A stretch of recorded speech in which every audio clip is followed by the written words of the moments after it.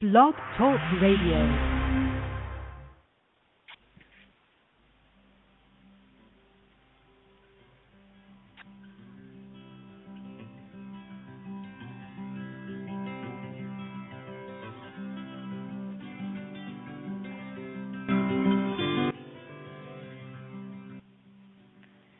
Hello, everybody. This is Rachel Grant. Welcome again to another episode of Real Talk with Rachel. So glad that you're here with us tonight. And I'm going to be speaking tonight with author Jory Nunez and her novel, Chocolate Flowers. While it's a disturbing tale based on true actual events, it's a powerful, amazing story. And I have to tell you, I just picked it up and couldn't put it down. And I know, reading through this story, there were moments of shock, there were moments of tears, moments of laughter, and just really one of those books that's all about understanding this silent worldwide crisis of mentally disturbed sexual offenders of children and the devastating effects of child emotional abuse, neglect, sexual molestation, and it really is about bringing hope and awareness to prevent future abuse. We all know the statistics that are out there. 1 in 5 children have been reported as being sexually assaulted by the age of 15, and oftentimes by a person that wasn't a stranger. So, Jory's novel, while heart-wrenching and raw and is no holds barred, is really about that story of abuse and falling down, but getting back up again and fighting for oneself and for the ones we love. So tonight, Jory's going to share with us, her story and how she coped when she discovered her son was being abused by a trusted friend, and just all along the way how she's, come through her journey. And if we have time in the show, we'll leave a little room for question and answers in case you have that and have something that you want to either ask Jory or something that you want to share as a result of hearing her story tonight. So I'm really, really excited. And just as a reminder, in case this is the first time you're joining us, I am a sexual abuse recovery coach and work with survivors who are sick and tired of feeling broken and unfixable, and I help them let go of the pain of abuse and really move on with their lives. And part of that journey for me is definitely bringing authors like Jory to this space and giving them an opportunity to share, what it is that they've been through and how they've overcome. So welcome, Jory. Oh, thank you so much for having me. I appreciate it, and I especially appreciate anyone who took the time to listen in tonight, because I know this topic is not an easy one to listen to or talk about, so thank you very much. Yeah, absolutely. So, Jory, I would love for us to get started today just by, reading an excerpt from your book. Okay. Do you have a little piece there that you can share with us? I would, and I want you to know it's a really tough book to find parts that I could read publicly, knowing there could be children listening. So I don't feel like this is something you have to turn off a speaker for. It should be appropriate. However, this book is not for children, so I just want to stress that so parents can be aware of that. This is just from page 55, which is probably in the 6th chapter. Probably middle in the book. It says, Mother would brag, "Isn't your sister's body perfect?" Of course, I would have to agree. Her body was perfect. She was tall, tan, and had long, beautiful blonde hair. Mother had her lie on a beach towel on the front lawn in her various bikinis. Mother watched from the window as men would slowly drive by, or a guy on his bike would fall off as he stared at her. Mother got excited and went outside with drinks for my sister and a special spray bottle filled with baby oil to keep my sister's tan as dark as possible. I sat by the window and watched my mother cater to my sister. She invited me over for a closer look. One day, a man knocked at the door and introduced himself to my mother as Keith Smith. He claimed to be a top producing photographer interested in taking professional modeling photos of the model on the bikini in the front lawn. She will have to take a trip with me during the summer to Hawaii. where we will photograph other top models, he explained. It'll only be a week. Mother agreed in excitement as Keith handed her his business card. Mother also insisted he stayed for dinner so he could properly be introduced to Tasha. Mother walked Keith to the door with a great big smile and said, "See you tonight, son," in a flirty way. She shut the door. Keith then spent the next few minutes staring adoringly at my sister and admiring her in her bikini as she laid on the towel. Then he got in his fancy red sports car and raced off. Mother happily opened the front door and called my sister into the house to inform her that she had to shower and get ready for her date with Keith. "You mean that old fat man who was staring at me just now? Now, Tasha, you need to think of it more like a rich, successful man who's going to take you to Hawaii and turn you into a supermodel." Tasha and Mother went back and forth as they argued over the age difference of 20-plus years and Tasha's tender age of 13. Mother insisted Tasha be on her very best behavior or else. She warned her as she helped my sister pick out just the right clothes to get ready. I laid on my bed and wished and dreamed someone would discover me. Tasha is a popular student, a cheerleader, and an up-and-coming model, Mother proudly bragged to Keith as we all sat around the kitchen table. It was a special occasion, and Mother let me in to sit with the family at the kitchen table with the strict orders that I stay silent. I was even allowed to take a bath in the main bathroom. Tasha found a dress that seemed too small and let me dress up. Tasha and I talked about how Tasha didn't really want to go to Hawaii with this stranger and how she was scared that Mother would want her to marry him. "I can't stand that old fat man," she said as she laughed and tied my hair back. We then made up a whole plan. I would look as good as I could, too, so I, too, can get discovered. Then I would go to Hawaii with my sister and also become a top model. Couldn't help but dream of leaving the house as I looked at Keith and tried to get his attention. But alas, he seemed only memorized by my sister. My sister sat quietly with a pink strapless dress that exposed her tan shoulders, her hair pulled back, and Mother placed a pink rose on a hair clip to the side of her hair and added some colored lipstick. "Perfect," Keith continued to agree with Mother's positive remarks about Tasha. "Maybe you wouldn't mind if Tasha and I went to the mountains this weekend to get to know each other. I could take sample photos of her, and you could see the type of work I do. We will have to get a portfolio ready with her with the best photos. She will need to dress casual and pose in plenty of swimsuit shots. I would also recommend lingerie shots. As much as I hate to tell you, all the real supermodels have those type of photos in their portfolios." Mother just smiled and agreed. "Looks like we're going shopping tomorrow, Tasha." My sister looked at me as if somehow I had to save her. "I love shopping. I love photography. I love to travel," I said with my head down, afraid of the rejection. Keith acted as if he hadn't heard a word I had said, and Mother gave me a kick under the table and smirked. "My husband's never home. He works all the time with his business. He's a businessman, you know," said Mother. I could tell Mother wanted to say anything just to change the topic. Tasha looked at me with disappointment on her face, but I knew she had tried to get Keith's. I knew she knew I had tried to get Keith's attention.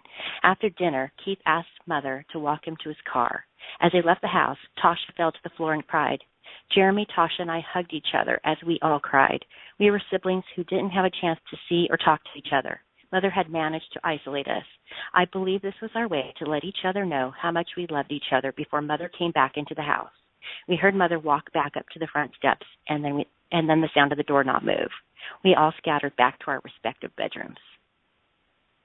Do you want me to keep going? Yeah. Oh, my gosh. It's so good. Like, man, can we just spend an hour hearing the story? I know. Yeah, thank you, Jory. I think that actually brings to mind one of the questions I was going to ask you a little bit later on, but I think is a good one to start with, actually. You know, you grew up in this home with an older sister, and there was, you know, it stood out certainly for me from the very get-go of reading your story how differently you and your sister were treated, particularly by your mother, and that there were often times when you felt responsible for protecting her or your younger brother who came along later, and other children that came through the home. And maybe you can just start by telling us a little bit about, you know, how did you make sense of that, you know, that disparaging difference between you and your sister and how you were treated, and the impact of that on you? Well, I never have been able to make sense of it. It's one of those things in life that just make no sense, and it happens. And people do repeat that pattern. I do know that I never did feel, everyone who's read the book has told me that I was very protective of my siblings, but I never felt that way. I felt like more or less they were actually protective of me. Later in life, my sister had told me that she would intentionally get my mother's attention, for doing various things to get her away from me because she knew the attention I got, which was much worse than what she had. It was just the pure neglect on my end, and then the pure catering and cooing and just adoring my sister, and we were both sexually abused. But my sister's story, as far as that goes, is hers to say. I can't speak for that, but I do believe that it happened to her as well. In my book, it's clear, and I just write it how I lived it. It was very difficult, but the kind of love I got from my mother was sexual, and I know people find that really shocking. It's not shocking to me. What was shocking to me is later in life to find out that not all mothers do that. My sister's attention from my mother was about her looks and keeping her just perfect and making sure she had the next plastic surgery that came out. She got her breast implants when I think she just turned 16. She didn't want them. She would scream and cry, and my mom made her get them. She wanted her to look her best and to always be tan and have her hair done. And my sister wasn't like that. In real life, she wanted to be a messy, sloppy tomboy. So it was really hard for us. Yeah. Well, and I think part of what you're bringing out in a really elegant way is the fact that abuse can really come in so many different forms. Having your body manipulated or marginalized or put on a show, right, it certainly falls within this category of abuse. And another key thing that I think you're bringing up that doesn't get a lot of attention is the fact that, females can be abusers and are abusers. Right. And more often than we think. I think a lot more often. Tell us. Yeah. I actually think it's very common. Last year I had thought of getting foster children, and because I wanted to pay back society for somebody who allowed me in their home when I was about 14.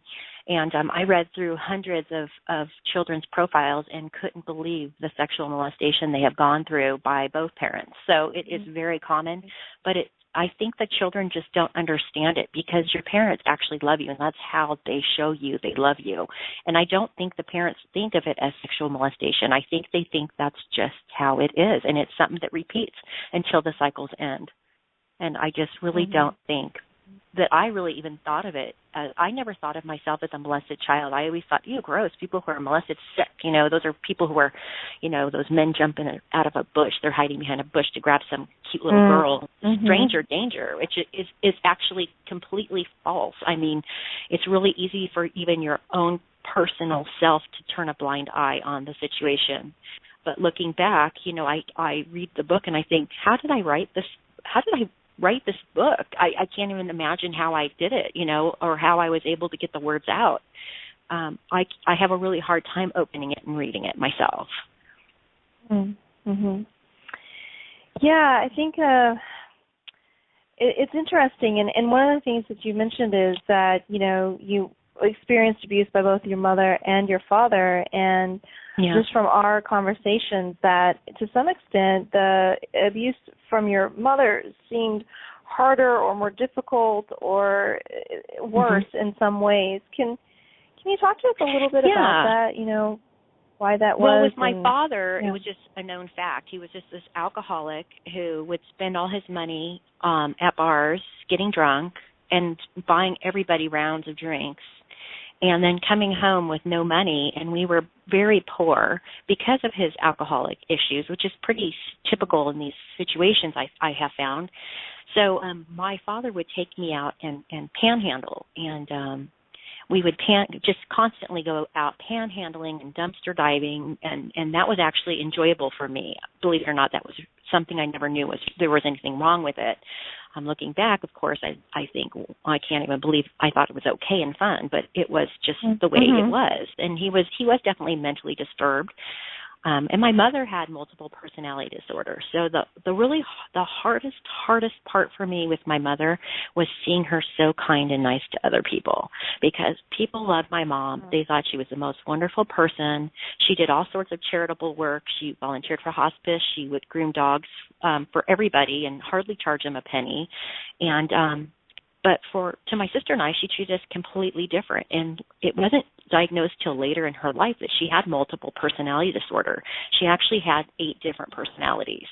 And most people don't know that, and it's true. It's in her medical records. And, I think it's actually more common than people may think, too. Mm-hmm.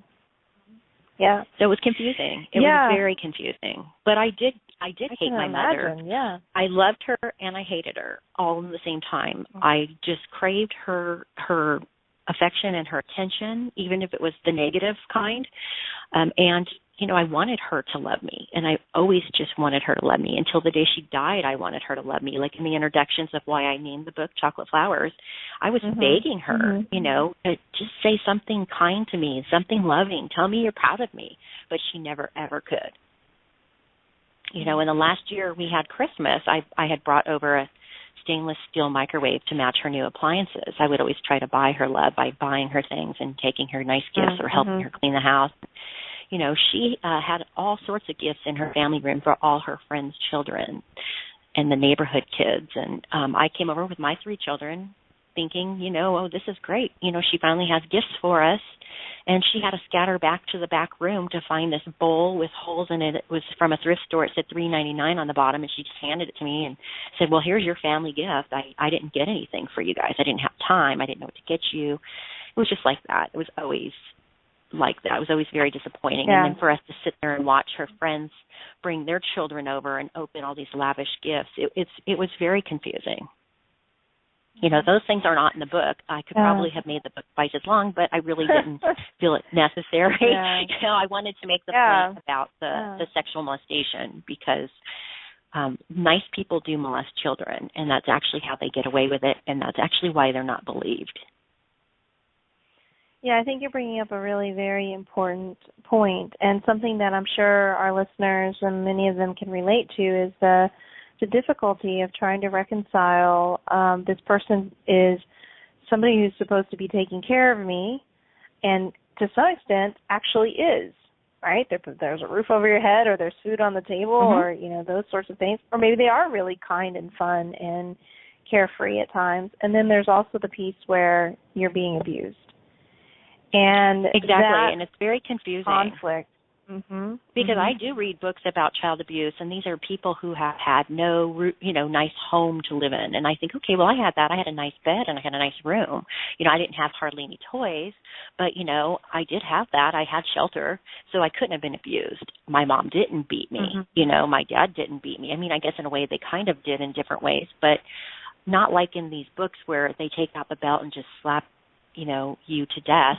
I wasn't beaten. I don't have all these bruises all over my body. Who am I to say my abuse that I had as a child is any worse than anyone else's? It's just different. And the reason I wrote the book was because it's just different. And I felt like, it's not like the other books. It's just the perspective that I had from having parents that were mentally ill and having to deal with it. Yeah. And what happened to me because of it, Yeah, for sure. And that to me is the other piece of your story that I think is so important, and that we don't often hear much about, is when we have a parent who's an alcoholic or has a mental disorder, all of the different layers and problems that come into play. I know, in reading the book, throughout the book, there were moments where you were really having to be the caretaker. You had to almost be the one holding this family together and making sure your brother was safe, sometimes taking care of your mother. Yeah. Now, my brother was very young when all this took place. He was 8 years younger than me, so his memories was, of a pretty happy childhood. And although he has a lot of issues in his own life that I think are because he hasn't really sat and dealt with this. I don't think he realizes what my sister and I went through. I know he had his issues as well, but they were very different. And I don't think any of his issues were sexual. And I know for a fact my stepfather never laid a hand on me. He was very neglectful and couldn't handle kids. He couldn't handle the noise. He didn't have the patience for us. So we were always, of course, in our room all the time, but especially when he was home, we were to be silent and in our rooms, even my sister and brother. So it was kind of strange, but he worked all the time, and he had no idea of the kind of abuse that my mom, supposedly, my mother had with us. I think he was aware, but I think he just didn't say anything, or he would work more so he wouldn't have to deal with it. I'm not really quite sure, but. Got it. Yeah, so there's all these components, and then you tell the story of this, outside person with your sister, who ends up taking her and holding her hostage and raping her. Yes. Yeah. So in many ways, it's that that kind of strange neglect, and your mom not really creating that safe container for you guys in many ways. Yeah. What did you want to say about that? Well, there was nothing safe or stable about our upbringing. It just was what it was. My mom had a lot of emotional issues from her own childhood. I would constantly have to sit in the bathroom while she took a bath, and she would go on and on and on about her childhood. And with her childhood, the excuses that she would tell us over and over were that her mother would have her be sexually active with men, lots of men. And her mother would actually take money from men for allowing her daughter to be sexually active with them so that her mother in turn could buy furniture. But they were also on welfare and constantly were moving and traveling. And, it was very disturbing for my mother to have to go through all that. And so in turn, that was her sexual experience as a young adult, and that was her first the first thing that she thinks of, when as an adult, and I think this is the same way with men, I think that because you were sexually abused as a child, that's something that you actually continue on. And I think that for her, when and sorry, but I'm just assuming this, I'm not a doctor or anything, but I think that for her to become sexually aroused, she had to have children, because that was how it was when she was young with her mother, and she repeated the cycle. Not you bring really up a very exactly. I mean, it's what you were saying here about. Well, I was shocked and surprised when I found out that not all mothers and daughters got on that way. That when it's almost becomes normalized, abuse almost becomes normalized. That it's very hard to kind of step outside of that and break that cycle. Certainly, if you don't have resources or interventions or any guidance and support, then it's very easy to just kind of pass that along. And and I think the other thing about the book is that it's not just about molest. It's about the psychological abuse. Because my mother had multiple personality disorder, to the outside world, she was wonderful taking care of taking care of animals. There were many times where she'd bring home stray animals, and everyone thought she was this person who would rescue these stray animals and give them homes, when she would have me assist her in drowning them in our bathtub.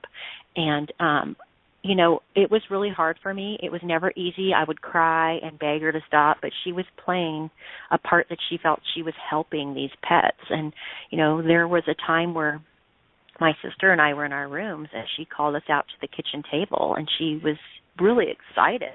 She was always in her room, depressed, reading books about, her next illness and trying to diagnose herself, because there was something wrong with her that clearly was not diagnosed at that time, which was her mental illness. But she was, trying to find reasons for this, I believe. Yeah. And one time when she called us out of our rooms, she was so happy, and we were so excited. She had told us that, she kept having these reoccurring dreams that she woke up at night, got butcher knives, and stabbed us to death in our sleep. And she was so excited to tell us that we were going to get locks on our doors that day for our protection, and we were going to have a new, fresh start. We didn't have to worry about that if she did come to our room, because our doors would be locked. And then she proceeded to tell us there was a war in another country. She turned on our little TV with the knobs back then, and she said, and I want you to know not to worry because it's not in our country. But if it is, I have a plan. I'm going to poison your food, and that way you won't wake up, and you'll never know. And we were scared because she said, now eat your food. And she started slapping the table. And we looked over and we had these tuna fish sandwiches, and they looked beautiful with lettuce and tomato. And I was starving, so I was happy to eat it. And my sister was crying because she thought she was going to die. She thought there was a war and my mom was going to poison us. But then she looked up on the counter and started screaming at my mom, you're giving us cat food. There was a can of cat food on the counter. And I looked up, and my mom ordered me to keep eating. My sister ran to the bathroom. And I guess we were eating cat food sandwiches, and my mom was just giggling, thought it was the most funniest thing to force us to eat these cat food sandwiches, and proceeded to tell me, now you know what I have to do. I have to volunteer for a hospice. And there was this woman who couldn't take care of her cat. So I told her, I know a place where there's fields and creeks and streams and rainbows and all kinds of cats roam around. She said, heaven, and she's dancing around, and my sister's in the bathroom screaming, there's another dead cat. It was just constant chaos. And the rest of the world didn't see that.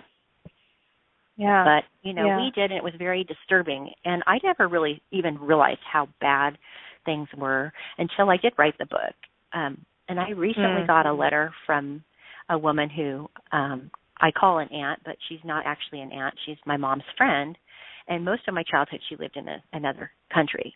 But she did write me a letter that told me that my childhood was good. She read my book, and she loved it, but she thought that it could never have been my childhood because my childhood was wonderful. And I got so excited thinking, oh, good, I hallucinated the whole thing. It's not, it's not my childhood. My childhood was fine. I actually got excited. And then I started thinking, you're right. My mom did bring me to parks, and then I started remembering, no, she dropped me off at parks and left me at parks and had errands to run. And there were parks. There was this one park where it was, she told me not to go down the slide because there were razor blades and I would cut my head, so I wouldn't go in the slide. So I would sit by her. And then there was this Big Bertha park, and it had this big shed, like a big tool shed. And she said, you don't want to go away from your play because you see that blood on it. I guess it was red paint, and I thought it was blood. She said, Big Bertha likes to take children and kill them. She likes to torture them in there, so stay by me. So I never played at parks, hardly ever. I was afraid because my mom would make up these stories, and I would be terrified to leave her sight, So, or she would just knock us off and forget about us for the day, So it was just, was there structure? And I just don't believe my mom learned parenting skills. And I'm not bashing her with my book. I love my mom. I wish she was different, and I wish she got the help she deserved. But I was actually told by another aunt, well, why did you wait till she died to write your book? That's horrible. Well, first of all, I started writing it before she died. We talked about it, and I would talk to my mom about these things. When my mom was dying from cancer, I sat there for almost a year and visited her like once a month, and I would talk to her about what I was writing. So she knew about it. And then as far as my dad goes, he's still alive, and he just tells me he thinks it's great, and he hopes my life's better. So, I mean, you're doomed if you do, and you're doomed if you don't. There's no right answer for that. Why did you wait till they died? Question. My grandma told me wait till your dad dies. Can I hop in here just a second? Yeah, I want to just ask you a quick question, if you don't mind, because it's really bringing something up for me that I think a lot of people go through and experience is, whether we tell our story by telling people in our family, telling friends, or whether we do something a bit more public, write a book or become an advocate, do a blog, start a Facebook group. There's always, this the issue that we face, and we have to, we give thought to well, how are other people going to react? What are friends going to say? What's the family going to say? Am I going to be believed, or am I going to be ostracized? And I know, when you decided to write Chocolate Flowers, that you had to kind of think about and deal with those fears. So what I'd really love to know is, how did you navigate that? What questions did you ask yourself, or what things did you do in order to get to the place where you were able to write and share your story, and how have you dealt with maybe some of the responses that you've gotten from people? Well, writing the story wasn't actually a choice. I honestly would put it off, not wanting to write it. I don't feel like I'm an author. I don't feel like I wanted to put this out for the negative attention. I don't believe there's any money to be made. As a matter of fact, it cost me thousands of dollars to produce. But the reason I wrote the book was for my own mental health, as far as my own well-being.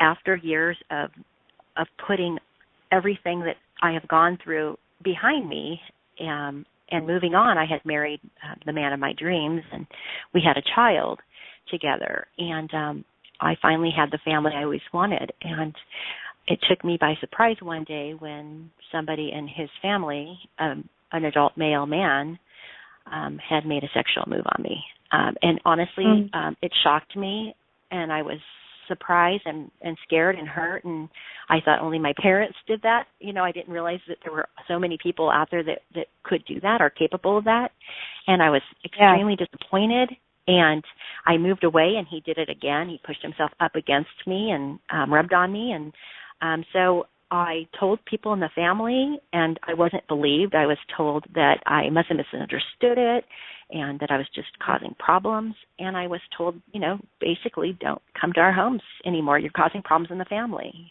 You're a troublemaker. And so I decided to leave my husband, and I was extremely suicidal over this whole thing. It had opened Pandora's box for me. So I was doing extremely well in real estate. I had just sold 44 homes, so it was definitely not for the money, or that some relatives claim that they think that I did it for, but it was because I was going to write the book and end my life. I wrote suicide letters to my children, and I sat down and I wrote the book. And to write the book, I actually would sit, and I'd have to do it during my menstrual cycle, because if I did it any other time, I would actually have my period because it was so disturbing to write. I would just light a candle, in which I actually have a lit candle here as I speak to you, and I did a prayer before I spoke to you, and that's what I would do. Each time I would write chapters, I would do the sign of the cross, and I'd pray to God to guide me and to do this for the right reasons, not to hurt anybody, but because it's something I had to do. And it was almost like an outer body disassociation for me when I wrote the book, because I wouldn't remember even writing it. It would just come so natural. It was so easy to write. And even giving it to my editor, she would say, wow, you have a natural act for telling a story. You have this God-given talent. And I'm thinking, I didn't want to do this. It's something I had to do. So what other people thought never came into my mind, because, first of all, I really don't have very much family I speak to anymore. I don't have very many friends, and the friends I do know, they know this, a lot of this past I had, or they know that I've said things like my parents are weird or my parents are different. I think they get it now. They kind of put two and two together. And as far as those aunts and uncles and all those people who popped up in my life all of a sudden, I didn't really know them before this, and I don't plan on knowing them after. And I'm really sorry for them. I understand that they'd like to think that it didn't happen. I don't blame them for not understanding or knowing or seeing the signs. It's okay if they think I'm mentally ill and I made this all up in my head, like a figment of my imagination, or that I'm a hypochondriac. I don't care what they think. It's their problem, not mine. Right. Yeah, what I really draw from that and kind of hear ringing through in that, which is something I often work with my clients, is, being able to stand in your truth, being able to stand in your experience and be confident in that reality, and getting to that place where, what your experience was, and regardless of what other people say or other people do, that you can remain grounded in that. Thank you for sharing that, because I think it is one of those things that we always cross that bridge as if we've experienced an abuse or a trauma. At some point, this question is going to come up: do I tell? Do I not tell? Do I talk about it?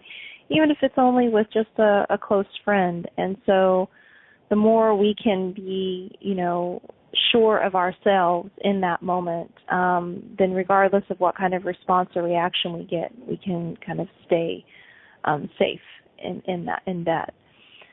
I wanted to go back to something here. We briefly touched on your birth father, who was also abusive. And when the book starts, it's right out the gate. I mean, you do not get to take a breath before we are in your life and in the things that are happening that are abusive, and then also as an adult woman preparing for your wedding and having your father come to the wedding. And that was something I was super curious about when I was reading the book, was like, God, how did you get to that point of inviting him and having him there as a part of it? When I married my second husband, we had this.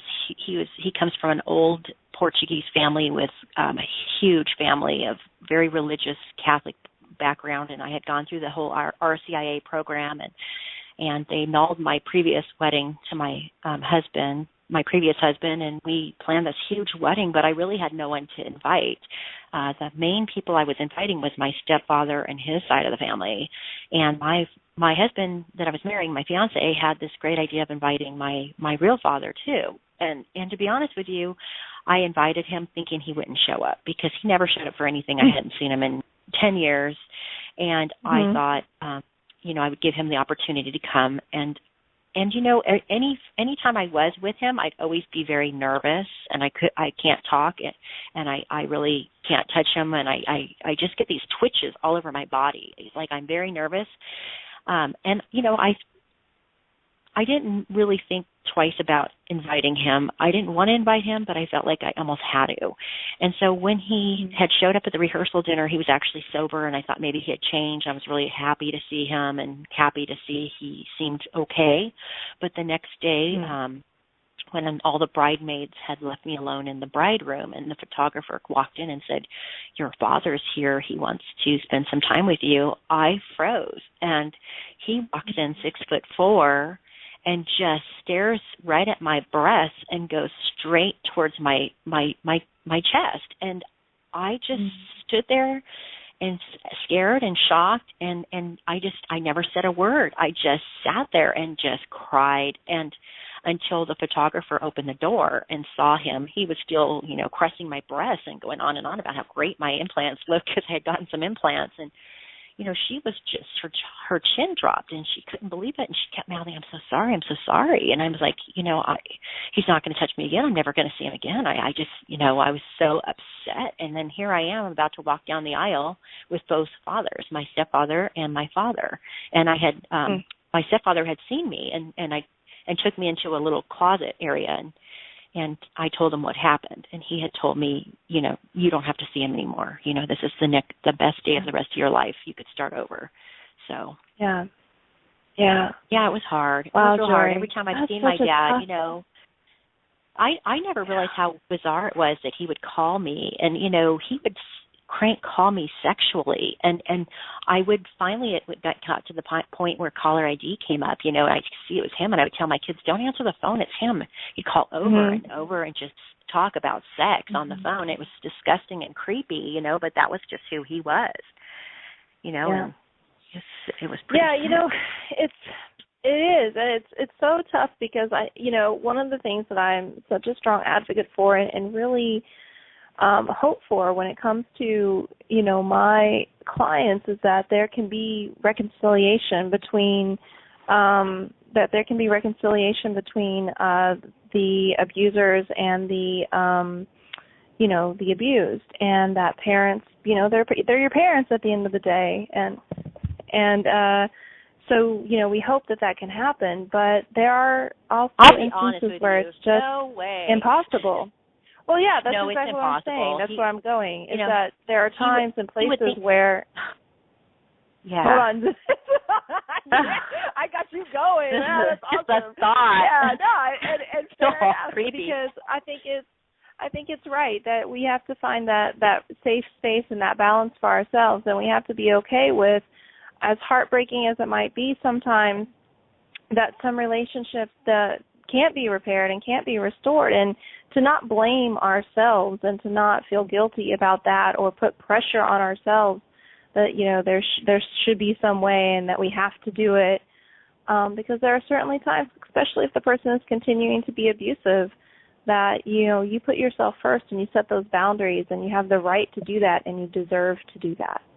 Yeah. Yeah, and okay, now you can go. My real father with my own children. I mean, I wouldn't put it past him to molest whoever. It makes me sick that he still walks around, in San Francisco. And my grandmother died not long ago, and I had I don't know why, but we went and picked him up, and I told my husband, I'm sitting in the back seat, you sit in the front. If you see his hand reach back to me, you tell him no. The whole time I just ignored him. I couldn't even talk to him.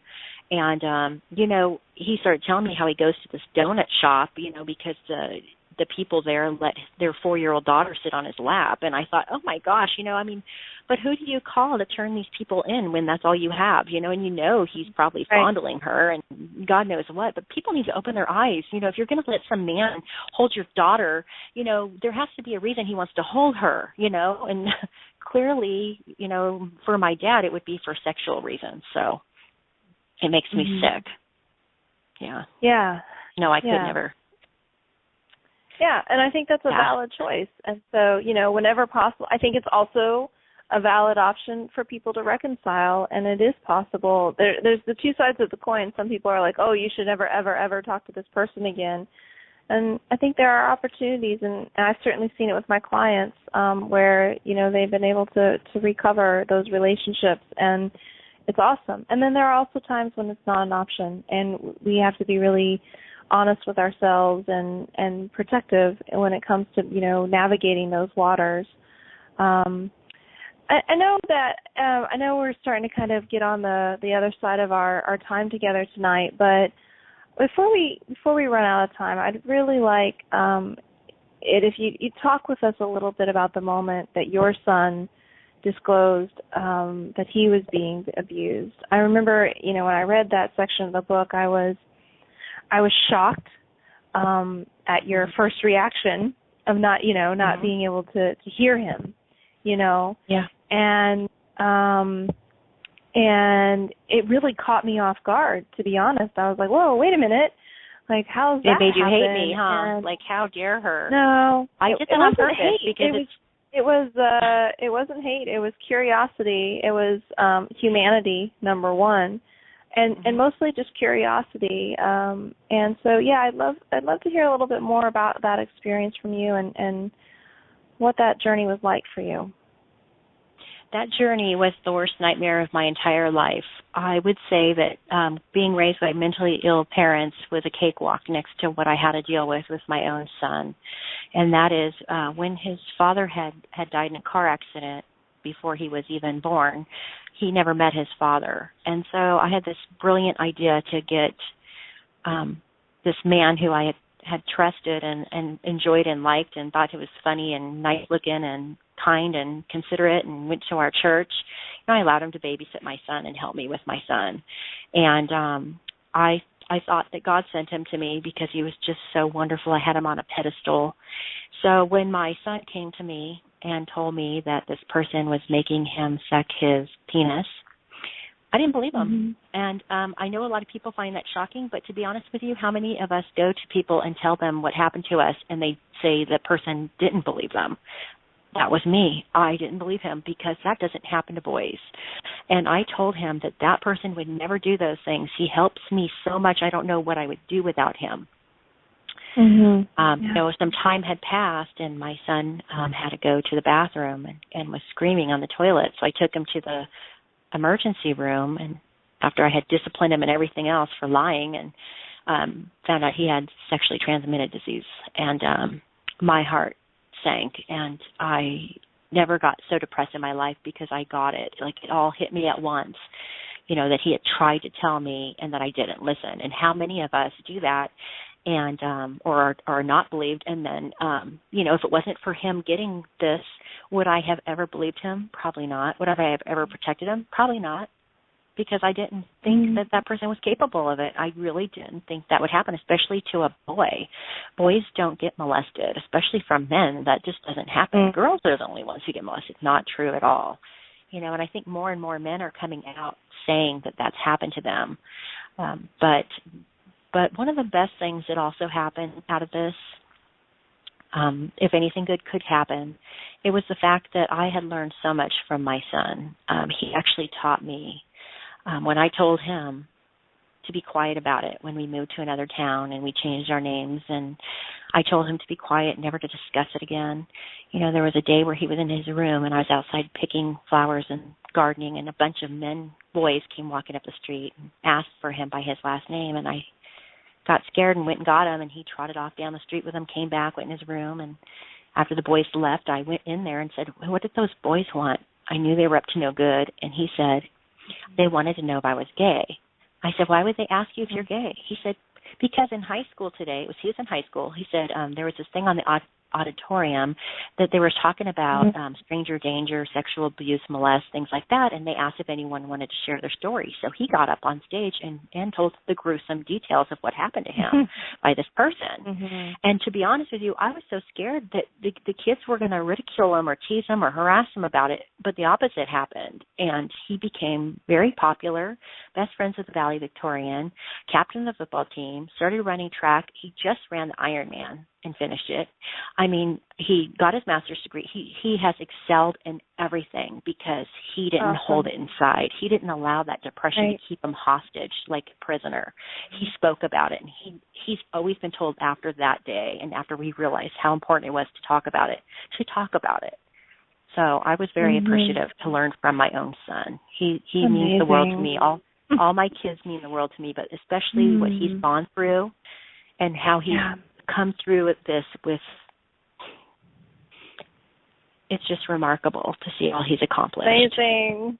Oh my gosh, yeah. It's profoundly inspiring. And you know, Jory, I just want to take a moment here because you know what always happens to me on these shows is in the last 2 minutes I go, oh my gosh, I have to say everything all of a sudden. So I'm going to make sure I say this now so I don't forget and it doesn't get the due time and space that it deserves. I just want to thank you. I really want to acknowledge you because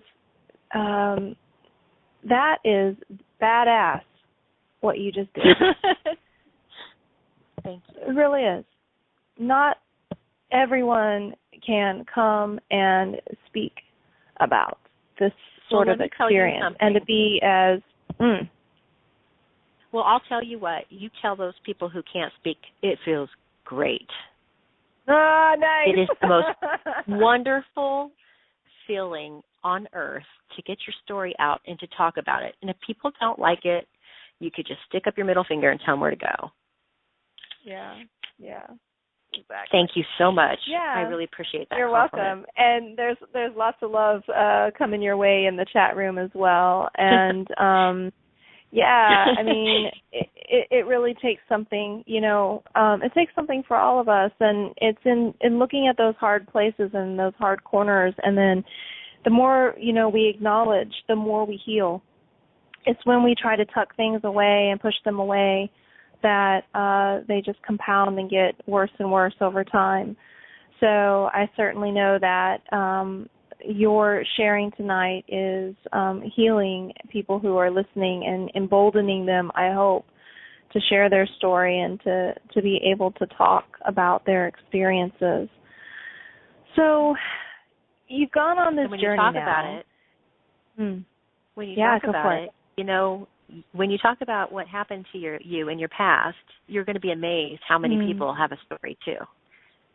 Yeah, the Me Too Club. Yeah, exactly. And, you know, certainly when I work with my clients, we go through a whole section about how do you tell your story in a way that's empowering and emboldening. And what do you do? Because once you start telling your story, yeah, definitely people are going to open up. It's very much a giving of a gift to other people when you allow yourself to be vulnerable, that others then feel a little safer and capable of doing the same. And so I want to, for people who are listening, the name of Jory's book is Chocolate Flowers, and I really want to encourage you to head on over to Amazon and pick up this book. I also want to encourage you to pay attention to the blog for the next coming weeks because Jory's going to continue sharing her story and writing about her experience and excerpts from the book over these next 3 weeks. So you want to definitely tune in for that and stay updated. Jory, how else can people get in touch with you and learn more about what you're up to? That is a good question because, to be honest with you, I'm a business person and all I do is sell real estate day, night. And I'm a mother and a wife, and I'm a busy person. And to be honest with you, the book was just a healing thing for the depression and suicidal feelings I had. And I never really did a whole lot to promote it. So I'm learning to blog today, thanks to you. And I'm going to be building a website. But right now I primarily am on Facebook.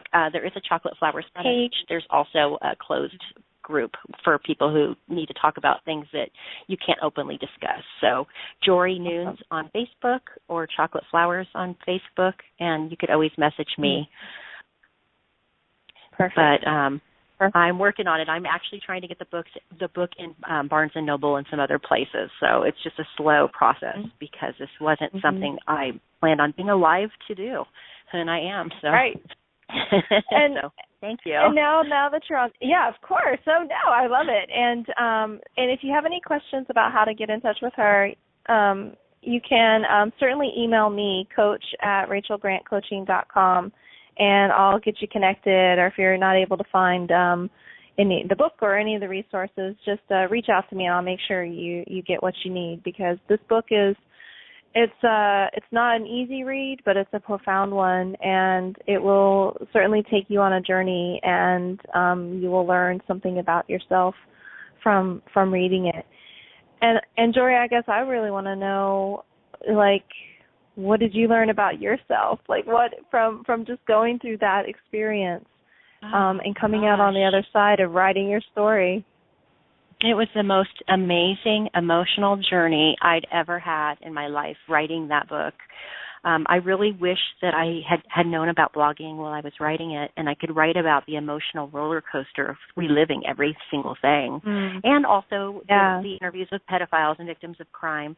I mean, that part alone was quite the journey, and it's very healing. It was not healing for me after I wrote the book until I actually held it in my hand. My husband took me to dinner, and I took the book out and I held it, and I cried from every pore of my body. And I haven't hit premenopause or anything like that before, but I was sweating and crying like waterfalls, and I just felt this relief of all the depression and anger. And my anger is gone. That angry little girl who used to lash out at everybody, she's gone. And that's the most amazing part about telling the story and writing it, was that I am not an angry, bitter person. I get frustrated because of my lack of education at times, but the anger is gone, and I'm healed, and I do forgive everybody who's done anything to me. But at the same time, I want people to understand it so they don't have to go through it. Yeah, absolutely. Well, I think you're certainly accomplishing that, and are making a big difference in the lives of each person that you touch, and that's the most important thing. Yeah.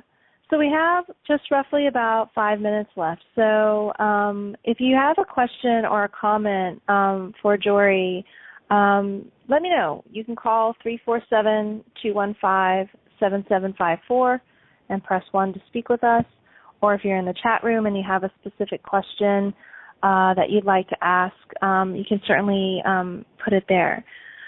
So you're living your life. Tell us about life now. What does life look like for you today?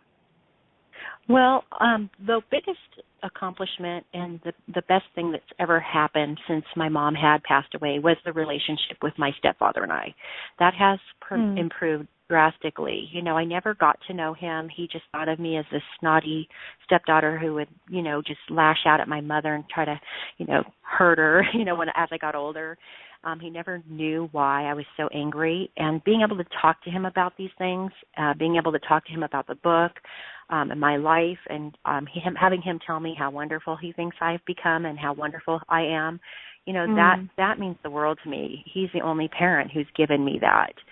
Even with all the relatives calling him and emailing him, he still stands by my side unconditionally, and that's my dad. That is the parent I have, period. I don't have a mom and dad. I don't feel like I ever really did. But I do have the stepfather who's just terrific.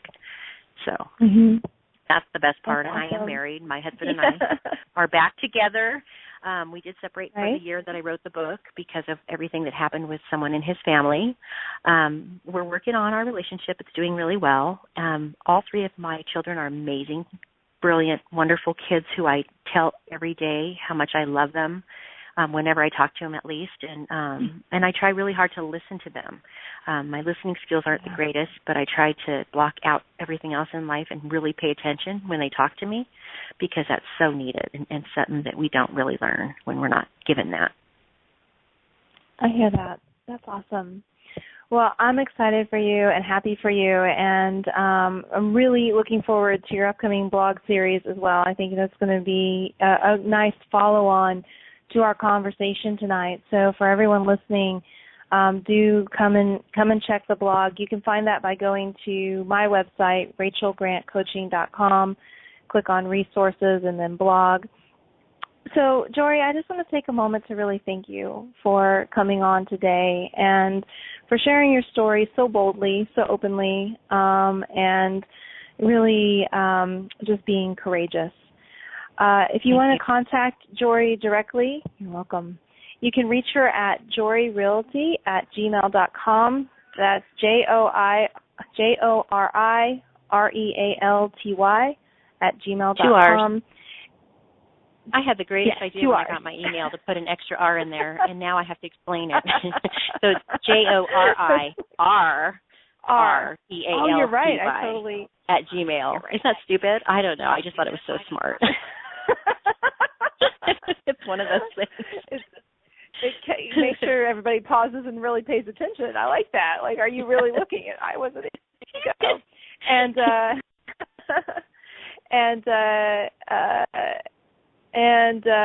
let's see. There are a couple of people who have quick questions, so we'll try to grab one quick question. We'll see if we can do it. We have 3 minutes, so make it really quick. It's going to be 4271. Give it just a second to connect. Okay, go ahead. You're on the air. Hello? Hello? Yeah, hi. My question is, being on both ends as a parent and a child that dealt with abuse, were you able to better connect with your child? I am the parent of a child that suffered abuse, but I never suffered abuse. And I feel like there's a disconnect between me and her in me trying to help her get through this. Oh, what an uncomfortable topic that is, and I'm so sorry that she went through that, and I hate to push my book on you to read it, but I think it really does open your eyes with what I had to deal with my son. And although you have a daughter, I had a son, I feel like the damage is equal, regardless of the sex. But the best thing I did for my son was I had his back, and I made sure we pressed charges against the guy. I know he didn't want to, as a parent, you don't want your child to sit in court. And we had to stay in court for quite a long time. And back then, he'd have to stare at the man who molested him and talk about all the things he did. And it was so horrible. But at the same time, that was his justice. And that was the way he was able to put the guy in prison and say, you hurt me, and be able to see him get taken away in handcuffs. I really feel like pressing charges is the most important thing. Seeing a psychologist is also important, and always listening to her and never telling her to not talk about it or to forget about it, because forgetting about it and not talking about it is the worst thing we could do to our kids. They have to be able to talk about it to heal. Absolutely. Yeah. I agree. We had a great victory in court. The person that hurt her is been sentenced to 15 years. Oh, wow. Yay! Write a book. Congratulations. Yeah. That's awesome. Yeah, that's really hard. I just think it's an emotional roller coaster. I have to jump in. I'm sorry. Okay, go ahead. I have to jump in. He does it every time. 50 seconds. They're like 50 seconds. We have so much to say. Oh, my gosh. If you have questions for Jory, please email her. Follow us on the blog. Hit her up on Facebook. I'm sure she'd be happy to answer any other questions that you might have. And I am as well. And so I'm sorry we didn't get to everybody's questions tonight. But, Jory, you were really amazing. I really appreciate you being on tonight. Folks, remember to visit me at rachelgrantcoaching.com to check out other resources that are there. And I have an upcoming teleseminar on April 23rd, so you can certainly get in on that and learn a little bit more about the 3 stages of recovery from abuse. So you can go to the website and resources, news, and events to look for more information about that. So thank you so much, Jory. You've been wonderful. And everybody, take good care of you, and we'll see you second Tuesday. Thank you.